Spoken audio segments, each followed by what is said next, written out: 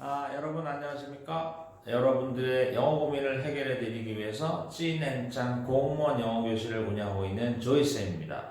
이제 오늘은 65강 강의를 진행하는데요. 65강은 이제 부정사 편 중에서 우리가 최고로 난이도가 높은, 그래서 부정사 편에서 우리가 특별히 기억해두면 좋을 그런 내용들을 가지고 강의를 진행해 보기로 하겠습니다. 그동안 이제 부정사편을 강의하면서 주된 내용은 뭐였냐면요. 부정사는 어떻게 발견할 것이냐, 부정사를 발견하면 얼만큼 읽을 것이냐, 부정사를 발견하면 어떻게 용법을 파악해서 표현할 것이냐, 이런 어떻게 보면 이제 부정사에 대한 기본적인 혹은 독해와 관련된 내용을 여러분들에게 설명을 해드렸는데요. 이제 오늘 65강과 지난 64강은 부정사 편에서의 실전 문제풀이를 여러분들에게 소개시켜 드리고 있습니다. 그중 64강은 또 문제풀이 중에서도 아주 기본적인 내용들을 담고 있었다면, 이제 65강은 특별한 단어들을 가지고 뭔가의 부정사에서 특별한 구문을 이루는 이러한 문제들을 위주로 여러분들에게 소개시켜 드릴까 합니다. 자, 오늘 65강도 많이 기대해 주시고요. 자, 65강 강의를 시작하겠습니다. 자, 오늘 강의는 여러분들에게 이제 65강 강의인데요. 65강 강의는 기존에 했던 문법 강의를 계속 하면서 이제 부정사 편에 대한 이제 마무리 단계에 들어서지 않았나 이렇게 생각이 됩니다.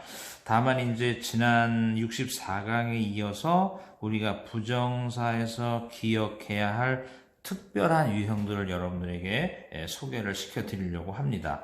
자, 이제 한번 보시죠. 우선 6번 문제를 보면, 우선 다시 한번 모든 문제풀이는 일단 답지를 한번 봐라.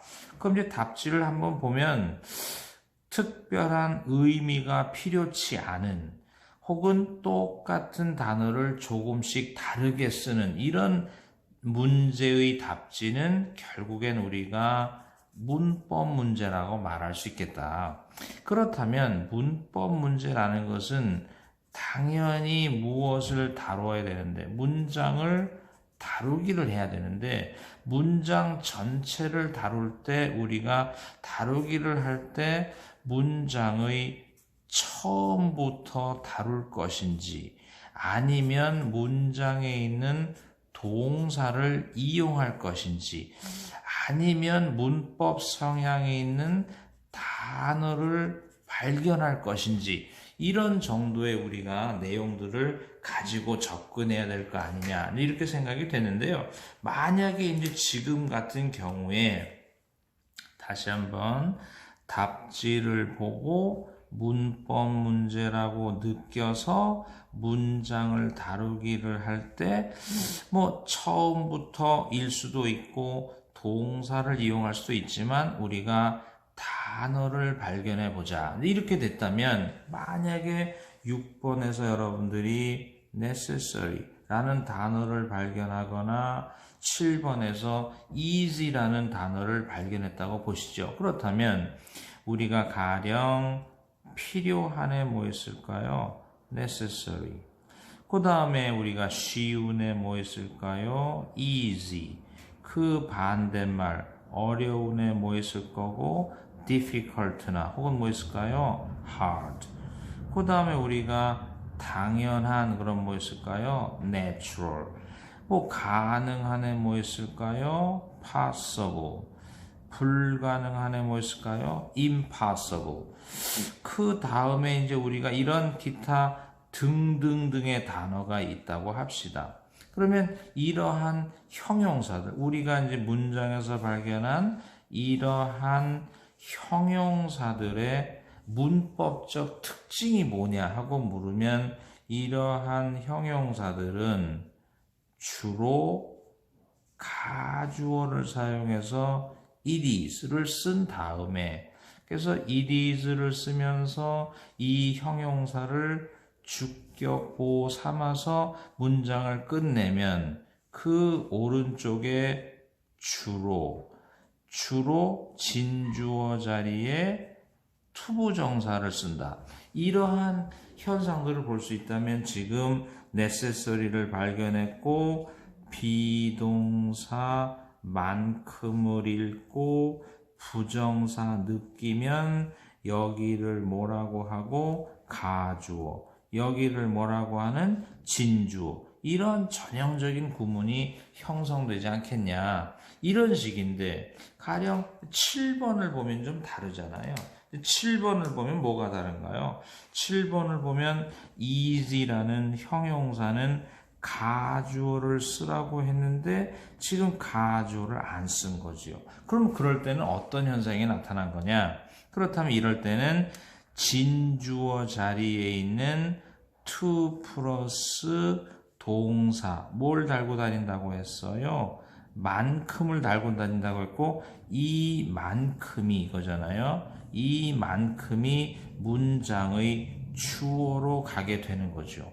그럼 주어로 가게 되면 무엇이 남아있는 건 확실하다. 투부정사가 남아있는 것은 확실하게 남아있는 것은 사실이고요. 그렇다면 우리가 부정사 앞에 쓰는 이러한 것들은 무엇을 쓰기 위한 시도인가요? 의미상 주어를 쓰기 위한 시도고, 부정사에 대한 의미상 주어는 전치사 for를 쓰는 게 기본이다. 이런 얘기를 드렸기 때문에 오늘 강의의 첫 번째 이런 거잖아요. 그래서 여러분들이 다시 한번 강조를 해드리면, 부정사 편에서 특이하게 기억해 두어야 할 것은 바로 또 이러한 형용사들이 이루는 구문이 특이한 거 아니냐, 이런 말씀을 드릴 수 있습니다. 자, 이제 그 다음 문장도 한번 이제 보시면요. 그 다음 문장도 다시 한번 비슷한 단어들을 조금씩 다르게 썼으니까 우리가 문법 문제라고 느끼면 단어 위주로 문제를 풀 수 있지 않느냐. 그러면 foolish라는 단어는 뭐냐 하고 물으면 때때로 사람의 성질이나 그 행위에 대한 평가를 나타내는 형용사들이 있다. 예를 들어서 이런 거잖아요. 예를 들어서 우리가 어리석은해지금 뭘까요? foolish. 그럼 현명하네 뭘까요? wise. 친절하면 뭘까요? kind. 좋은 사람이면 뭘까요? nice. 그 다음에 우리가 용감하면 뭐 있고? brave. 관대하면 뭐가 있을까요? generous. 이런 식이 있을 거 아니에요. 그래서 우리가 이런 사람의 성질이나 행위에 대한 평가 좀 더 볼까요? 사려 깊은, 그럼 뭐 있을까요? considerate. considerate의 동의어 뭐가 있을까요? thoughtful. 이러한 단어들이 있을 거 아니냐. 그러면 우리가 사람의 성질이나 행위에 대한 평가를 나타내는 이러한 형용사들도, 이거 아니에요? 이러한 형용사들도 주로 무엇을 사용하는 경우가 많다? 가주라면 it is가 될 거고, it is가 된 다음에 당연히 또 진주어 자리에는 주로 진주어 자리에는 무엇을 쓰기로 한다?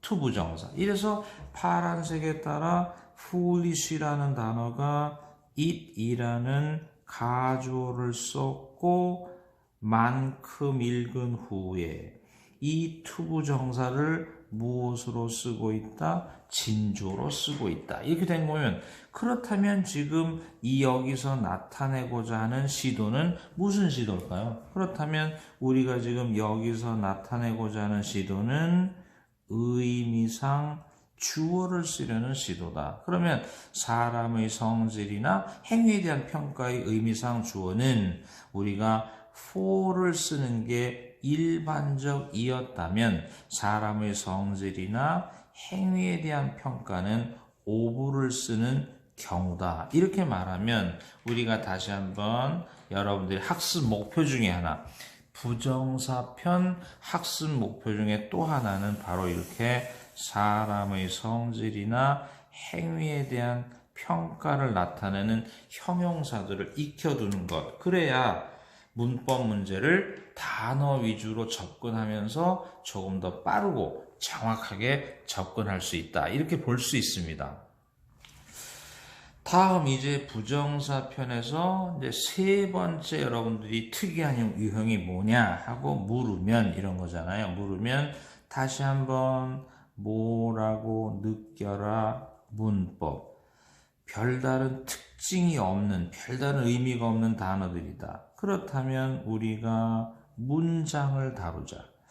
문장을 다루되 아까도 말씀드렸잖아요. 첫째, 처음부터 다뤄라.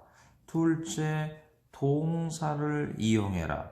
조금 전 우리가 6, 7, 8번 문제에서 말씀드렸듯이 문법적인 단어를 이용해라. 그렇다면 이번에는 한번 동사를 이용해 볼까요? 그럼 이 문장의 동사가 뭘까요? found다. 그럼 우리가 동사를 이용할 때 예를 들어서 동사를 이용할 때 동사라면 자동사와 타동사를 가려라. 타동사다. 타동사 중에서도 영원한 학습 목표 중에 하나가 뭘까요? O 형식을 이루는 타동사다. 그래서 다시 한번 말씀드리지만 O 형식을 잘 이루는 타동사를 많이 알아둔다면 O 형식을 이루는 타동사는 뭘 지나서 목적어, 뭐 자리에, 목적 보호 자리에 무엇을 쓸 수 있다? 형용사. 이렇게 된다면 지금의 found는 타동사로서 O 형식을 잘 이루니까 빈 칸에 무엇을 필요로 하고 목적어. impossible이라는 뭐를 형용사를 뭐 삼았다? 목적보. 이렇게 하면 여기서 몇 형식이 끝나는 건가요? O 형식 문장이 끝나는 거고 여기를 뭐라고 말하면 된다? 수식어. 이렇게 말하는 것이 기본적인 문장 다루기다. 이렇게 말씀을 드릴 수 있는데 문제가 뭐냐 하고 말하면 때때로 O 형식 문장에서 목적어 자리에 가목적어 it을 사용하고 우리가 이 자리에 수식어를 쓰는 게 아니라 진목적어를 쓴다. 왜? 목적어가 길어지면 목적어를 사이에 두지 않고 가목적어를 쓴 후에 뒤에 이동시킨 거면 목적어는 명사인데 길어진다면 우리가 무엇을 사용하는 경우일까요? 투부정사. 그래서 이제 목적어 자리에 1, 2, 3, 4의 대명사를 모두 쓸 수 있었다. 그런데 O 형식을 끝내고 투부정사를 쓰는 이 꼴은 여기에 뭘 사용하고 가목적어.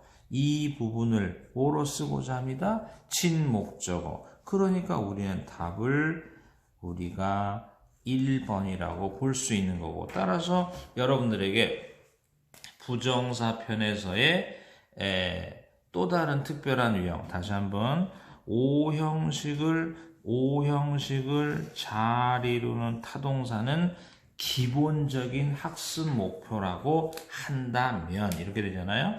한다면 가목적어를 사용해서 진목적어를 사용하는 이런 유형이 여러분들에게 또 제안하는 특별한 유형의 학습 목표가 된다. 이렇게 말씀을 드릴 수 있습니다. 그 다음 이제 10번 문제는요. 상당히 어려운 문제인데요. 어려운 문제인데 다시 한번 1, 2, 3, 4를 보는 순간 별다른 의미가 없는 문법 문제면 문장 다루기를 해보자. 문장 다루기 중에서 동사를 이용해 보자. 그러면 is라는 자동사는 명사를 주격으로 삼고 나머지는 무엇으로 미룰까요? 수식어.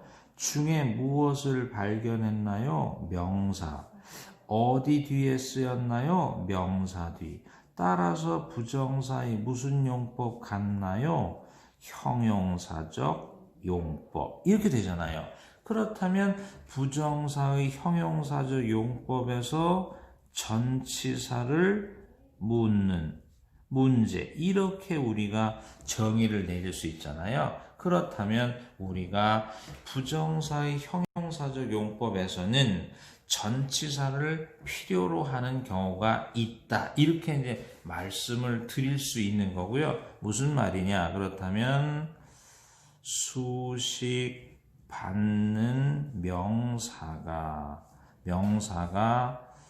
수식하는 부정사 속의 동사 더하기 전치사가 되면 이것이 마치 전치사의 목적어 역할을 하는, 즉 무슨 말이냐 하면 사람은 사람인데 일을 함께하는 사람이다. 이런 말투를 우리가 볼 수 있는 거잖아요. 그랬을 때 우리가 일을 함께하는 이라면 이런 것이 좋지 않겠냐. 이런 식이고요. 우리가 만약에 이런 예를 한번 들어볼 수 있잖아요. 그래서 가령 우리가 예를 들어서 주머니는 주머니인데 돈을 넣는 주머니다 하면 돈을 넣는이면 어떻게 돼? 주머니에